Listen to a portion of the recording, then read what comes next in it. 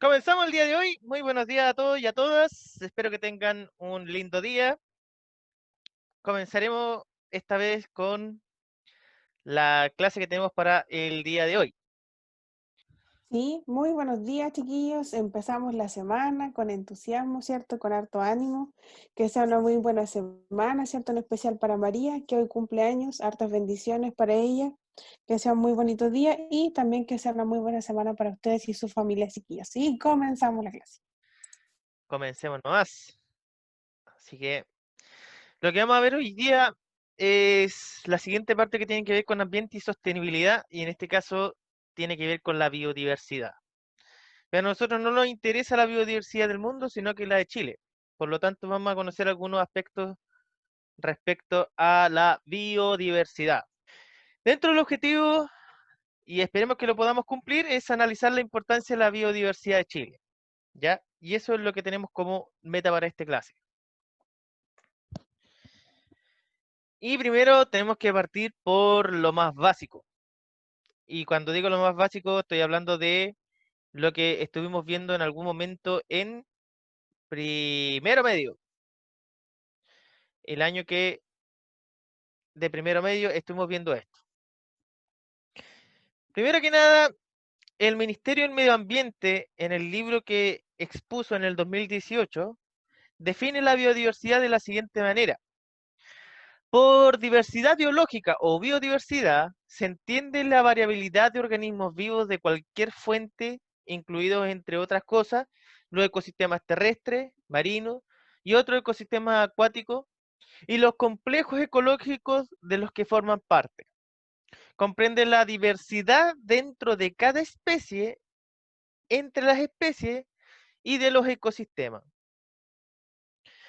Ya, ahora, si vamos desglosando este concepto, ¿qué pasa con el concepto de biodiversidad? Porque puse algunas cosas que estaban en negrita. ¿Alguien recuerda cuál era la multidimensión de la biodiversidad? ¿O por qué era multidimensional este concepto? Que yo en primer medio siempre decía, no se vayan a olvidar. La biodiversidad consta de tres conceptos y les daba tres cosas. ¿Cuáles eran esos?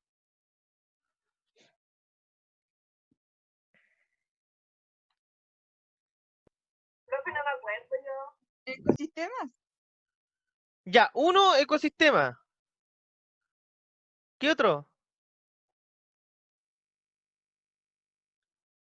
Teníamos la biodiversidad de ecosistema y otras dos biodiversidad más.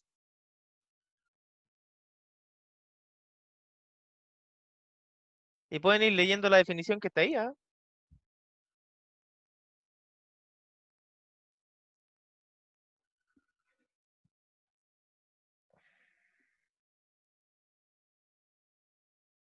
¿Nadie? Ya. Entonces recordemos. La biodiversidad englobaba estos tres conceptos. Primero que nada, la biodiversidad de especies, la biodiversidad de genes y la biodiversidad de ecosistemas, ¿ya? Y es por eso que este concepto se dice que es multidimensional, porque tiene que ver con tres cosas más, ¿ya? Los tres conceptos están estrechamente relacionados. Dice, la diversidad de genes resulta indispensable para que exista diversidad de especies y esta es necesaria para que existen ecosistemas diversos, ¿ya? O sea, en otras palabras, nosotros no podemos hablar de biodiversidad o diversidad biológica si no hablamos desde el punto de vista de las especies, si no hablamos desde el punto de vista de los genes y si no hablamos desde el punto de vista de los ecosistemas, ¿ya? Y este esquema, incluso yo me acuerdo que se los mostré en primero medio, este mismo esquema, porque este esquema está en un libro que es de Biodiversidad de Chile, ya que es del 2008. Un libro bastante bueno y hasta hoy en día uno súper completo que habla respecto a la biodiversidad de Chile. Y de hecho es uno de los que está más completo hoy en día. Acá tenemos las tres dimensiones, diversidad de ecosistemas, diversidad de especies, diversidad genética y todo eso conllevan al concepto de biodiversidad. ¿Por dónde parto? Parto por la diversidad genética, ¿ya? La diversidad genética da la estructura dentro de una población y entre poblaciones. ¿Qué significa que dé la estructura? ¿Ya? Significa que los genes son los que determinan en este caso que una especie siga coexistiendo en un lugar o siga viviendo en un lugar. Por ejemplo, si yo no tengo genética o no tengo lo que se llama el pool genético, que es la composición, y pool genético se refiere a las distintas cantidades de genes que existen en una población o entre distintas poblaciones. Si yo no tengo ese pool génico, lo más probable es que las especies no puedan adaptarse a un ambiente y en algún momento tengan que morir. ¿Ya? Aparte, la teoría de la evolución dice que yo necesito tener en este caso este pool genético para poder tener una variabilidad y esa variabilidad me permita adaptarme a mi ambiente.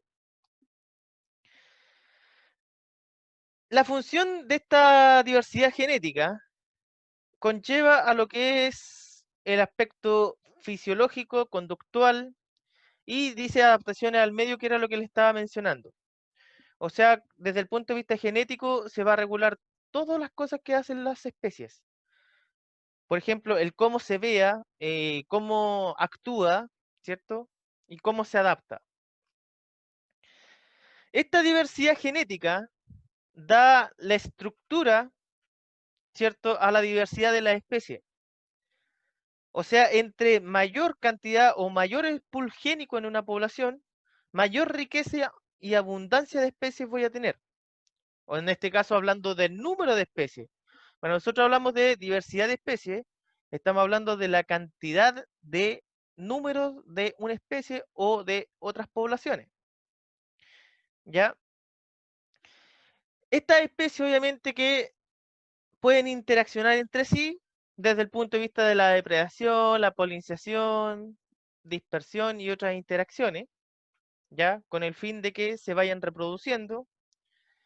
Y eso le da una identidad taxonómica de la especie. ¿Ya qué significa que tenga una identidad taxonómica? Significa que hay grupos, por ejemplo, que pueden ser especies nativas, grupos que pueden ser especies endémicas de un lugar, y por ejemplo hay especies que son propias de un solo lugar o especies que están en todo el mundo. Por lo tanto, de ello va a depender, ¿cierto? La diversidad de estas especies. Y estas especies son las que van a empezar a determinar en este caso la diversidad que hay de ecosistemas. Por ejemplo, aquí en Chile tenemos especies de árboles que ellas son las que determinan el ecosistema de ese lugar.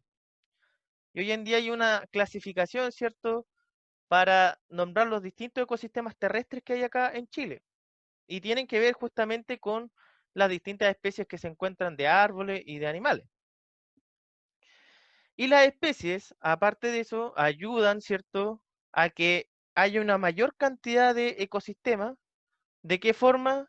Dando, ¿cierto?, los elementos para la fijación del nitrógeno, de la productividad, la respiración celular y entre otras cosas. Por lo tanto, todos estos tres conceptos van uno tras otro. Yo necesito de una diversidad genética para tener una diversidad de especies y necesito una diversidad de especies para tener una diversidad de ecosistemas. Y es por eso que todos estos tres conceptos están englobados en lo que se llama biodiversidad.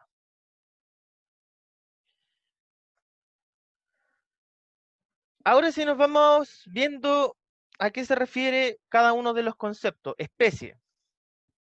Este concepto yo creo que también les debe sonar de primero medio. Concepto biológico de especie se define una especie como los miembros de poblaciones que se reproducen o pueden reproducirse entre sí en la naturaleza y no de acuerdo a una apariencia similar. Aunque la apariencia es útil para la identificación de especie, no define una especie. Acá, si vamos desglosando en este caso este concepto, las especies, lo primero que pasa es que se pueden reproducir entre sí, ¿ya? Pero una vez que se reproducen entre sí, la descendencia debe ser fértil. Solo si cumple eso, y además que tenga una apariencia o por decirlo útil, como decía ahí, o similar, yo recién puedo decir que es una especie. Y estamos hablando de la misma. Aunque el que sea similar no siempre es aplicable. Sobre todo esto es para el tema de los roedores. Hay roedores que pueden verse fenotípicamente muy distintos, pero están hablando de la misma especie. ¿Ya? Así que yo cabalmente tengo que cumplir lo siguiente, de que tienen que reproducirse entre sí y al reproducirse dan una descendencia fértil, para que estemos hablando de la misma especie. Por ejemplo, si yo tengo lo que siempre les digo, si yo tengo en este caso un burro y una yegua, yo los cruzo, yo voy a tener, ¿cierto?, una descendencia. Pero esa descendencia es infértil porque eran dos especies distintas, ¿ya? Ahora no es lo mismo, por ejemplo, si yo tengo un gato angora con un gato egipcio, los cruzo y voy a tener gatitos, y esos gatitos obviamente siguen siendo fértiles y van a tener más gatitos, porque ahí estamos hablando de un concepto de raza y no estamos hablando de un concepto de otra especie. Por lo tanto, cuando hablamos de diversidad de especies o específica, nosotros vamos a estar hablando de números de especies, cantidad en número. Por ejemplo, si yo tengo en un territorio 20 gatos, estoy hablando de esos 20 gatos, y esa es mi diversidad de especies de ese lugar. El punto de vista de los genes. Cuando hablamos de los genes, nosotros estamos hablando de fragmentos de ADN que obviamente están en un cierto orden y, ellos son los que, dice, determina la aparición de los caracteres hereditarios en los seres vivos. ¿Qué significa eso? En otras palabras, significa que ahí está la información genética apta para que nosotros podamos vivir, apta para que nosotros podamos incluir características que heredamos, ¿cierto? Que tenían que ver con el ambiente y heredamos para poder reforzar, ¿cierto? Nuestra adaptación. Y obviamente que los genes yo necesito que sean diversos continuamente, ¿ya? Y eso aplica a todas las especies. Y es por eso que a nosotros como seres humanos, por ejemplo, se nos dicen que no tenemos que tener hijos con nuestros padres y hermanos, porque somos lazos consanguíneos directos. Y eso es simplemente porque no hay un pool génico ahí. Ya no hay una cantidad de ADN distinta, sino que prácticamente estamos hablando casi del mismo ADN. Entonces tenemos la probabilidad de que cuando nazcan algún hijo de ese tipo de vista, o puede salir normal, como puede que salga con algunas deficiencias o algunas cosas. Y eso pasa en el reino animal también. El reino animal, por ejemplo, si yo tengo un grupito de ovejas, yo cada cierto tiempo tengo que cambiar, en este caso al carnero, que es el macho, para cambiar el pool génico de esa especie, de ese grupito. Porque si no, en algún momento van a empezar a tener enfermedades y cosas por el estilo. Y obviamente que puede llegar a morir todo el grupito. Y eso pasa también en el reino animal silvestre. Por lo tanto, siempre tiene que haber lo que se llama un pool génico o distintas cantidades de ADN. Por lo tanto, cuando hablamos de biodiversidad genética o intraespecífica, estamos hablando de eso, del concepto que se llama pool génico, que se refiere a la variación de genes y genotipos entre las especies y dentro de ellas.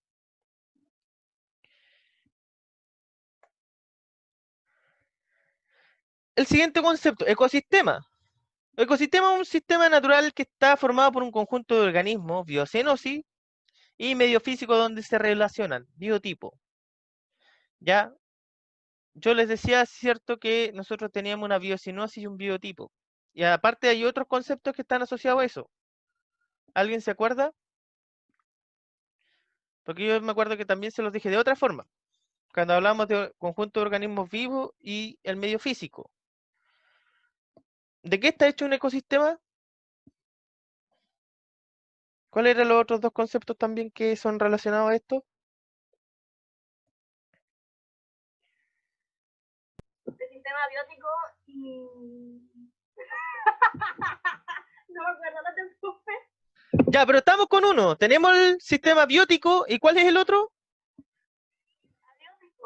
El abiótico, justamente. Tenemos el sistema biótico, que en este caso tiene que ver con los organismos vivos, y abiótico, que también se relacionan con el medio físico.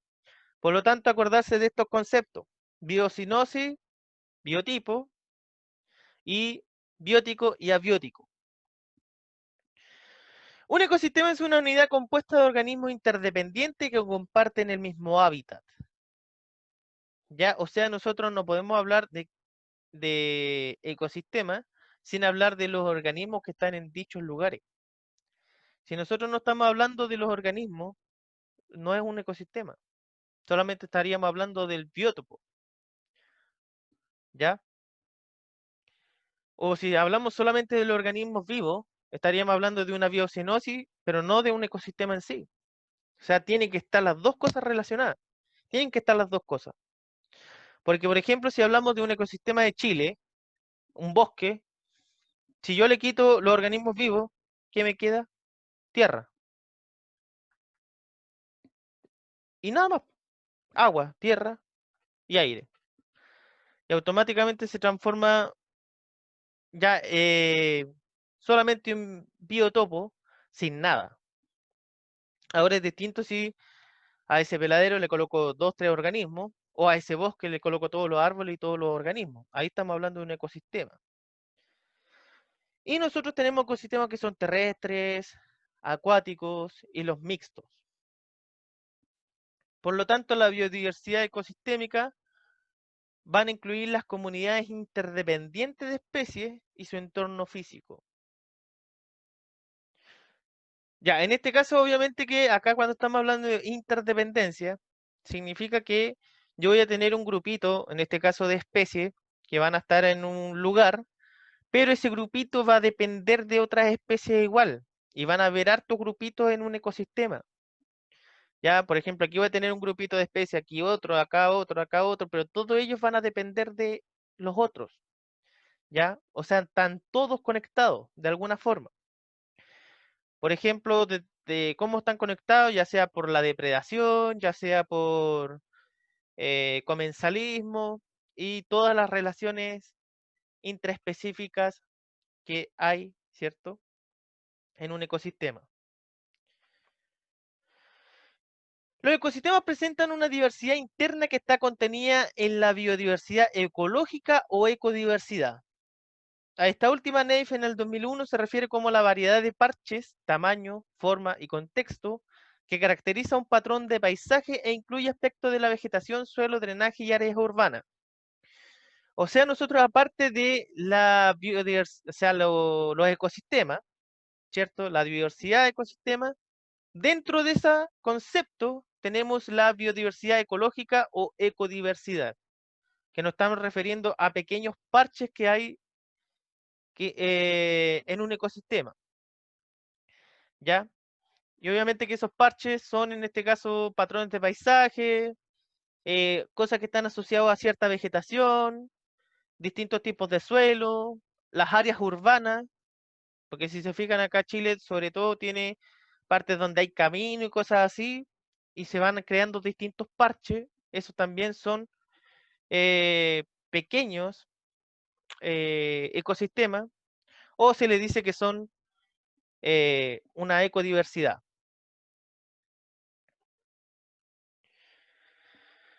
¿Cómo sabemos respecto a la biodiversidad en Chile? ¿Quién sabe eso?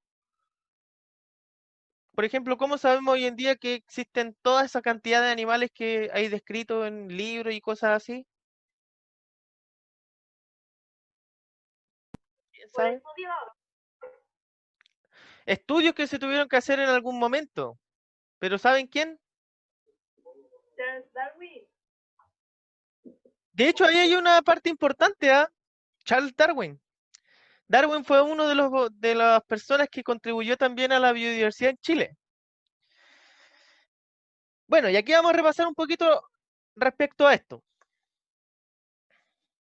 ¿Cómo sabemos hoy en día respecto a cuál es nuestra biodiversidad? Primero que nada, desde los tiempos de la conquista, naturalistas de otros países hicieron catastros de la flora y fauna silvestre de Chile, pero hicieron contribuciones pequeñas cuando venían solamente a observar, ¿ya? Y anotaron en ciertas bitácoras. Ya en 1714, un personaje de apellido Feulee hizo la primera mención de un anfibio chileno. En este caso, la que hoy en día se llama Calyptocephalela galli. En este caso estamos hablando de la rana chilena. Ya, rana chilena que hoy en día se comercializa para comer y aparte que es grande y hacen hartos estudios con ella. Pero en ese tiempo se llamaba Caudiberbera caudiberbera. Y de hecho no hace poquito tiempo solamente se cambió el nombre científico a Calyptocephalela galli, más que nada porque encontraron que era más cercana a otra especie. Pero ahí, como estamos hablando en 1714, recién se empezaba a nombrar algo de la fauna chilena. Después hubieron contribuciones generales. Uno de los pioneros acá en Chile fue el abate Molina, que es un caballero que en 1702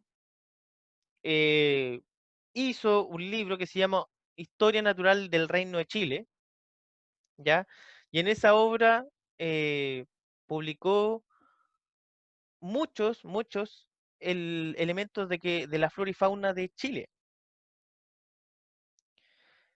Como decían ahí, Darwin, cuando vino a visitar Chile, hizo otras contribuciones a la taxonomía chilena.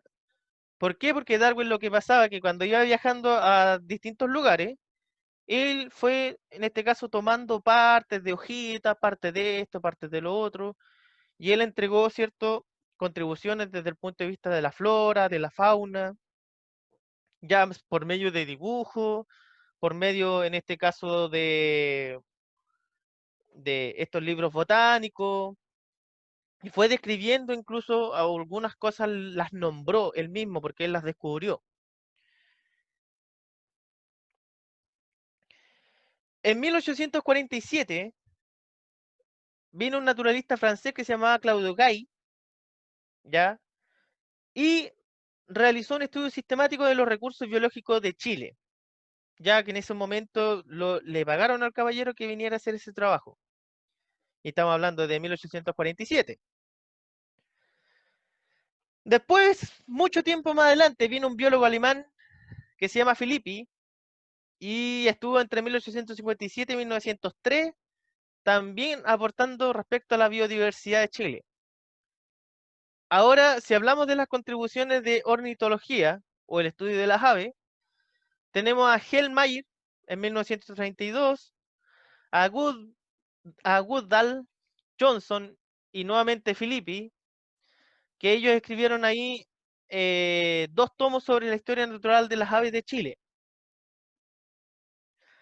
Contribuciones de la mastozoología, en este caso tenemos, ay, se pegó, a Usbud, que en 1943 fue el caballero que describió más animalitos, en este caso mamíferos, en Chile.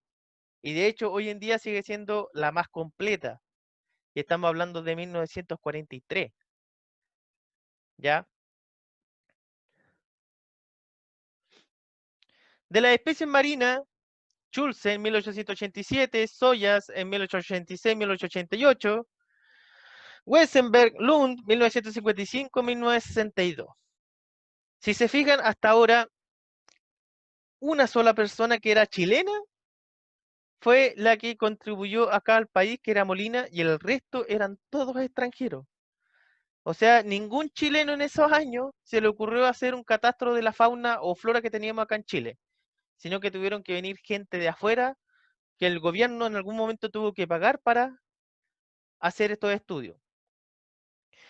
Pero no fue hasta 1991 cuando la Comisión Nacional de Investigación Científica y Tecnológica, CONICIT, creó un comité que hasta hoy en día existe, que de diversidad biológica, y en ese tiempo, estamos hablando del año 1992, se hizo el primer taller nacional de diversidad biológica. Y si nos estamos dando cuenta, 1992 no era tan atrás. Y ahí, en este caso, empezaron los verdaderos estudios acá en Chile. Ya uno de los pioneros acá fue Simonetti con Muñoz Pedrero, ya que ellos crearon una obra que se llamaba Diversidad Biológica. Simonetti con Muñoz Pedrero y dos de sus alumnos, ellos crearon en este caso ese libro, y en ese libro plasmaron todo lo que ya habían puesto anteriormente, ¿cierto? De los otros autores, más los estudios que realizaron nuevos.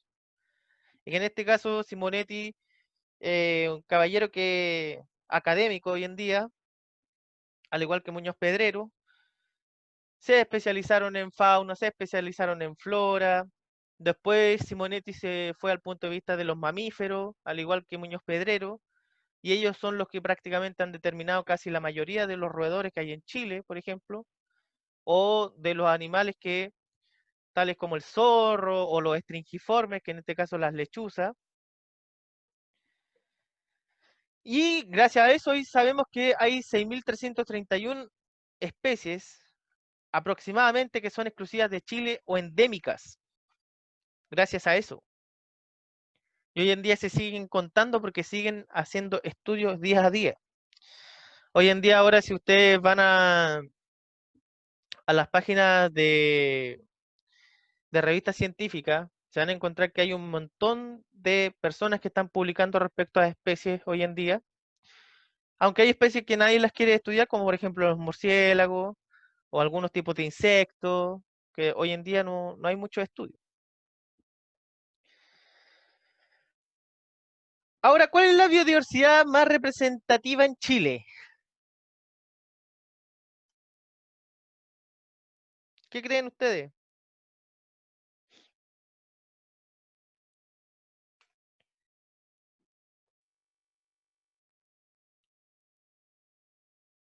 Y me quedé solo, ¿no? Pero vamos a ver. Nos quedamos solos. Primero que nada, si vamos viendo desde el punto de vista de los ecosistemas terrestres, ya, nosotros vamos a tener tres sectores, o sea, cuatro sectores.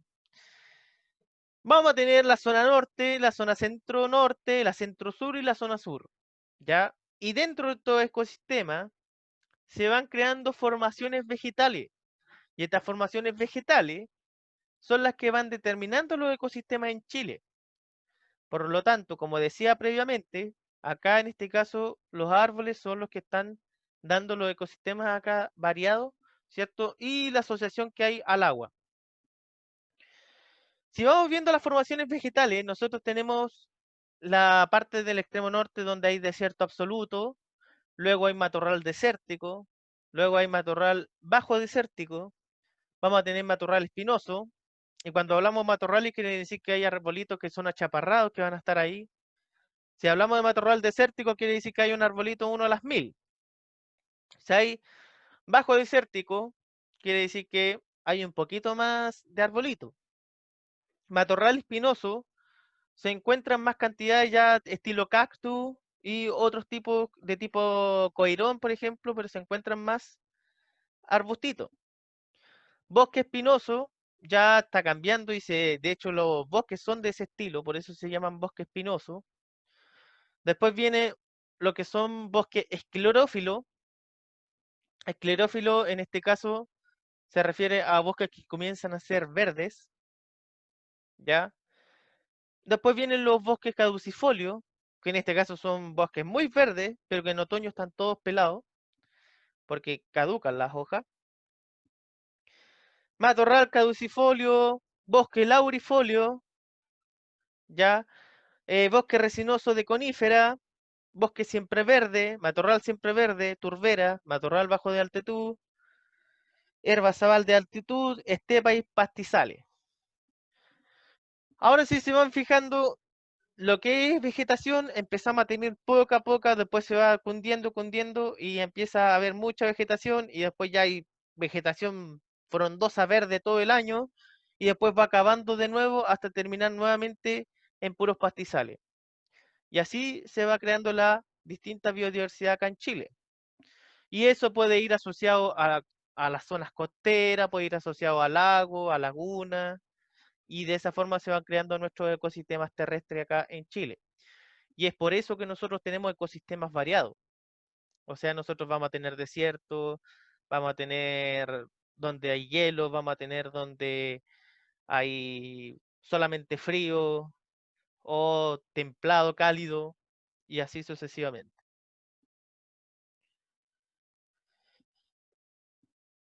Ahora, si hablamos desde el punto de vista de las especies descritas para Chile, hay una diferencia, por ejemplo, de los estudios que se hicieron en 1995 y 2002 hasta lo que es el 2003. Por ejemplo, hasta el 2013, desde el punto de vista de la alga, flora y hongo, tenemos aproximadamente 13.391 especies descritas. Si hablamos solamente de los invertebrados, tenemos hasta ahora 15.466 especies descritas. ¿Ya? Si hablamos de vertebrados, tenemos 2.036 especies descritas, haciendo un total de 31.063 especies descritas. ¿Ya? Pero que estamos hablando solamente de las especies que son nativas de Chile. ¿Ya? O sea, no estamos contando todos los animales, porque obviamente que hay especies exóticas acá en Chile. Y obviamente que esta es una perspectiva general, porque hasta hoy en día estamos clasificando mucho más animales. Hay mucho más. Pero este es como para que vean un poquito cómo es la cosmovisión general de las especies que hay hoy en día acá, en Chile. Bueno, vamos a ver, ¿cierto? Como decía el mister, algunas especies, ¿cierto? Ahí están con los nombres científicos que existen, pero vamos a ver cómo lo conocemos nosotros. Por ejemplo, el que vemos ahí, que dice Hippocamelus bisulcus, que es el más conocido como el huemul o el ciervo andino, que es un mamífero, ¿cierto? Y que lamentablemente hoy en día lo tenemos en peligro de extinción, ¿cierto? A este mamífero bonito, ¿cierto? Que lo encontramos, ¿cierto? En algunas partes, no en todas partes de nuestro país en este caso, pero lamentablemente está siendo en peligro de extinción. Luego tenemos el puma con color, o también más conocido como el puma, ¿cierto? Que es un león de montaña y su nombre científico, vuelvo a repetir, es el que aparece ahí como el puma con color, ya que obviamente lo encontramos en las montañas, que no es que vamos a encontrarlo aquí, obviamente, cerquita para nosotros, ¿ya? Y también estos son familiares también de los felinos, si se dan cuenta, se parecen un poco a los felinos.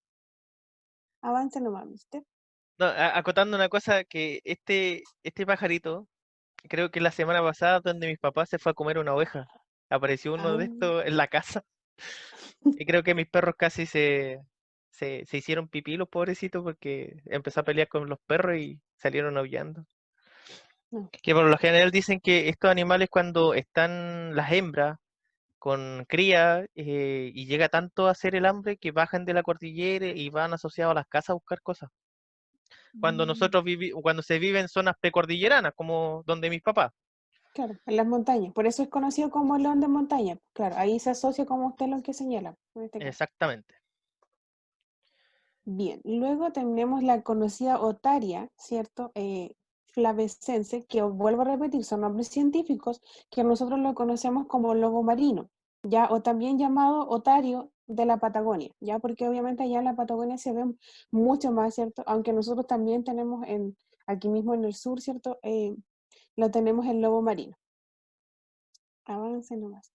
Sin ir más lejos, en Valdivia Exacto. Ah, o en ¿verdad? Pues los que andan Conce. ahí en la placita, sí, que andan ahí ¿cómo se llama? Donde venden pescados y mariscos, ¿cierto? Hay unos lobos marinos muy gigantes que aparecen y con la gente y todo, y la gente no se asusta, al contrario, como que le No, si tira hoy en día comidita y todo. son súper Sí, mansitos estos pajaritos. bien Pero, amigables, sí.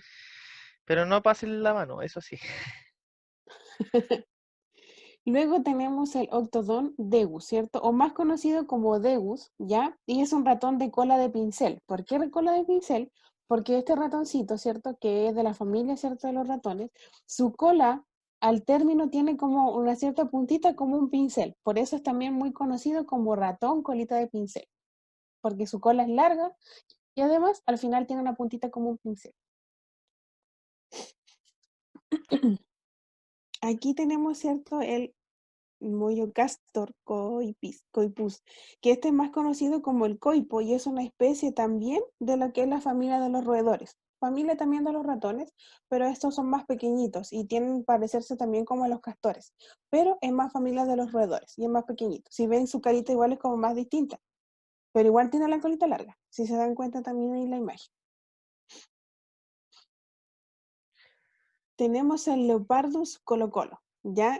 Aquí este es el colocolo o gato montés, y que viene de la familia también de los felinos. Si se dan cuenta, es muy particular su carita como a los gatos, ¿ya? Que hay, obviamente hay gatitos que son bien distintos, pero aquí, igual como el que vimos al principio, el león de montaña, que obviamente ya el cuerpo cambia bastante, pero su cara es bien familiarizado a lo que vemos a los felinos.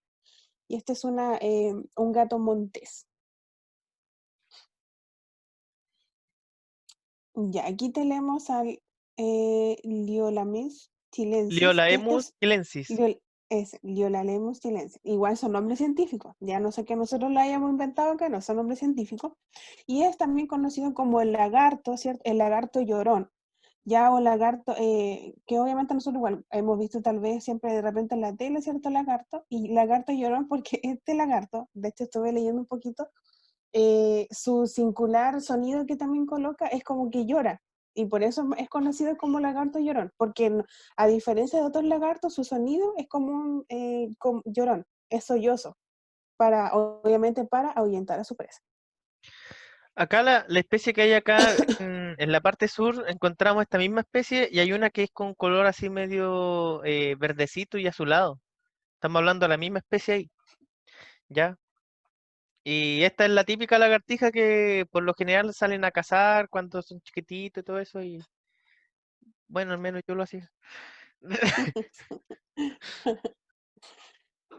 Ya, aquí tenemos el parabuteo unicincutis. Tintus. Tintus, ya. Ya, este yo creo que igual, obviamente nosotros lo hemos visto un poco más, ¿cierto? Más conocido, ¿cierto? Como el peuco, ¿cierto? Que es un pájaro, que igual estos son de aves rapaces y que se alimentan obviamente, son aves carroñeras, buscan, ¿cierto? Su comida y nosotros igual lo vemos, más obviamente como en el sur se ven bastante estos animales, o en este caso en estas aves. Sí, esta avecita, el peuco, aparte de la carroña, come pequeños micromamíferos y pucha que les gustan los pollitos chicos. Porque en mi casa ya también este es un problema, en donde mis papás se comen los pollitos chiquititos. Ese pájaro se llevó mi pato. Sí, sí, por lo general se comen Por los eso, pues, patitos, los sí. pollitos, los pavitos chicos, los roedores. Pero son muy buenos controladores biológicos desde el punto de vista de los roedores, eso sí, ¿ah? Que A eso se si ayuda, uno sí. lo ve cerca de una casa, si no tengo pato, no tengo nada de eso, quiere decir que está cazando roedores, entonces hay que dejarlo tranquilito. Ujú. Bien, tenemos el Fitzroya cruzpresoides, o más conocido también como el alerce, ya que obviamente esto es un árbol que lo vemos mucho en el sur, ¿cierto? Por ahí por Temuco, creo, zonas ahí, encontramos mucho este árbol, que es muy bonito y como les digo, más del sur, y es más llamado, lo conocemos como el alerce. O sea, ahí vemos ahí el nombre científico, tal vez nadie decir qué árbol será, pero es el conocido alerce que tenemos nosotros. Hoy en día este árbol es protegido ante la ley prácticamente, porque hubo un tiempo que lo estuvieron talando, pero porque creo que la madera del alerce es muy bonita. Los muebles de alerce son muy bonitos, pero hoy en día ya prácticamente está protegido. Así es.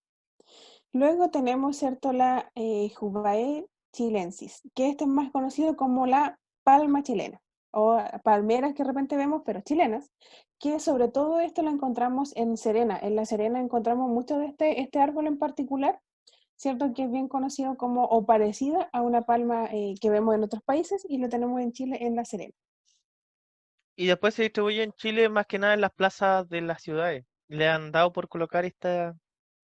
Y Sí, también es protegida por ley. Así que, por ejemplo, si ustedes en algún momento tienen una palma en su casa, como por ejemplo a mi tía le pasó que tiene una palma, y resulta que quiere quitarla de su casa porque no molesta, no puede quitarla. porque está protegida por ley, le dijeron ya.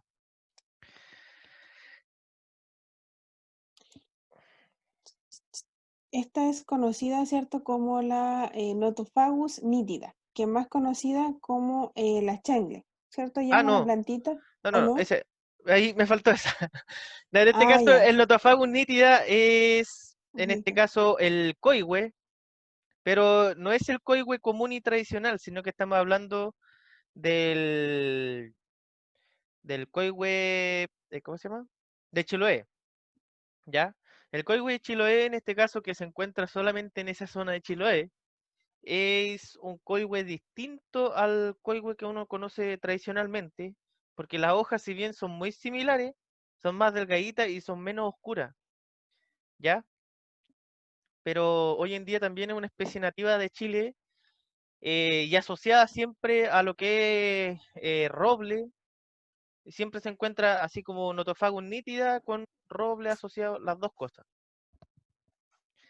Ahora sí, Ya, esta es una ramaria flava, ¿cierto? Es familia también, ¿cierto? Esta es la changle, más conocida como la changle, que también uno la ve, es muy característica que no nace en ciertas zonas particulares. A lo mejor la han visto, ¿cierto? Que crece amarilla. De hecho, algunos igual es como, leía también que es como comestible en algunas partes. Y se ve, ¿cierto? En particular por su color, que es color amarillo, tal cual como se ve en la imagen. Miss, o sea, nunca he comido changle. No, yo no, la verdad que no, pero miraba que se come, pero no, yo nunca la he comido. Ya, Puede que a lo mejor, ¿y alguno de ustedes chicos ha comido el changle? o a lo mejor tiene otro nombre, creo igual conocido, que no es como changle, tiene otro nombre. Ahí no me acuerdo cómo era, pero sí lo he escuchado, pero yo al menos no lo he comido. Pero sí sé que es comestible, pero no, no, ¿Está dicen durmiendo? varios en el chat que no. La Karen Raíl dice que sí la ha comido y que es muy rico, pero Pero, Karen tiene otro nombre, ¿cómo? ¿cierto? No es conocido como el changle, tiene otro nombre. Hay un nombre que es más conocido, no me acuerdo. Traté de buscarlo, pero es un nombre que se le pusieron acá, en el sur, de hecho. Y si no me equivoco era con F, pero no lo pude encontrar. No sé, Yo lo pero conozco. Ah, ya. hasta ahora yo lo conozco por changle y es Ocho. muy rico, sobre todo Ah, ya. haciéndolo con No, yo no lo huevito, conozco. con huevito así, queda súper rico. Ah, ya, no. Crece en Interesante. ciertas épocas del año y asociado a los ríos y esas cosas así, en zonas muy húmedas. Y de hecho lo venden solamente en partes locales, así como la gente que va a buscar estos changles y los vende al kilo. Fungi, ahí. La Antonia Cáceres me señala que también conocido como fungi. Ahí estaba la palabra. Muchas gracias, Antonia. Que Ah, también es pero conocido. en este caso el fungi se refiere al reino animal, o sea, al reino de los hongos completo, ¿sí, po? Sí, pero este yo me acordaba que lo nombran, porque de hecho hay unas partes y lo había escuchado. Yo igual lo he comido, la Paula también lo he comido, pero A sí ver. algunos le llaman como ese nombre, mister, no como el changle, sino como el fungi. Yo lo había escuchado de ese otro nombre. Y ahí muchas gracias, chiquillas, por sus aportes.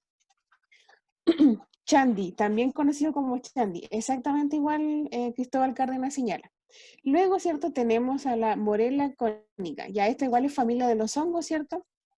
O en la novena, la avena en los potos se llama también, es un nombre, por si acaso que uno lo conoce, científicamente está conocido como la morela de la cónica, pero uno la De la conoce cónica. como hongos de las familias o la novela de los potos, que es como bien extraña su forma en particular de crecer también.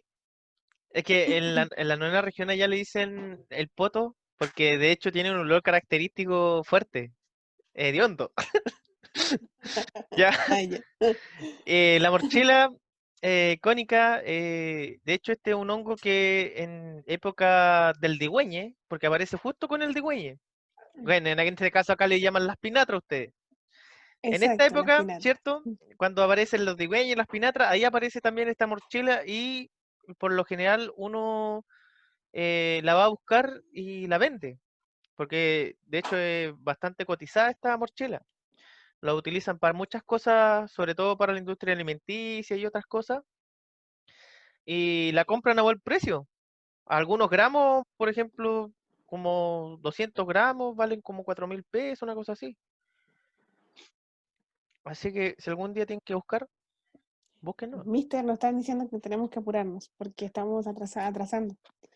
Ya. Ya, vamos a avanzar más rápido. Este es más conocido como un escarabajo chileno, que igual de repente no sé si es muy como que mucho lo vemos, pero más conocido como el escarabajo chileno. Y aquí tenemos, ¿cierto? Las mariposas, ¿cierto? En este caso la tijereta y la mariposa, que la conocemos bien constante. La tijereta creo que es muy habitual de ver. A tijereta andan en todos lados. Sí. Y por último, ¿cierto? Tenemos esta mariposa más conocida, ¿cierto?